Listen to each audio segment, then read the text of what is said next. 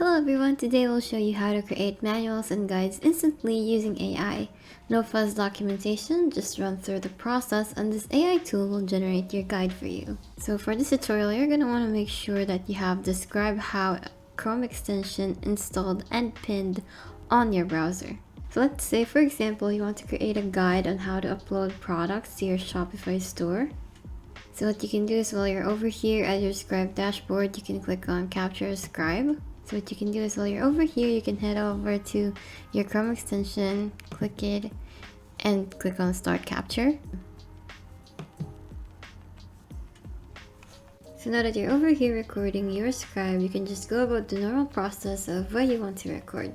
So for this tutorial, we're gonna go over and click on Products. And then I'm gonna click on Add Product. I have here a sample product name that I'll paste over to the title field, and my sample product description that I'll paste over to the description field.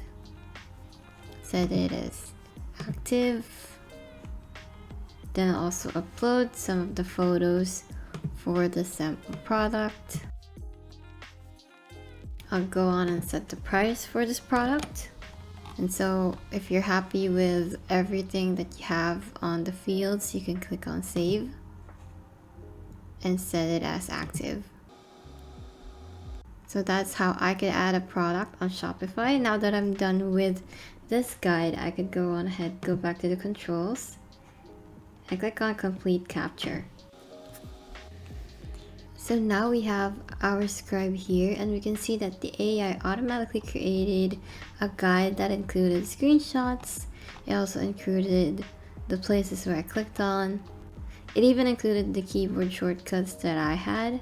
Now what you can do is modify the wording to tailor it into a way that suits more of what is your goal for the guide or the tutorial that you're creating. So let's say, for example, maybe I'm using this guide for future teammates, or maybe I'm using this guide to sell as an ebook, something like that. Let's just change this to type in your browser the page for the admin panel.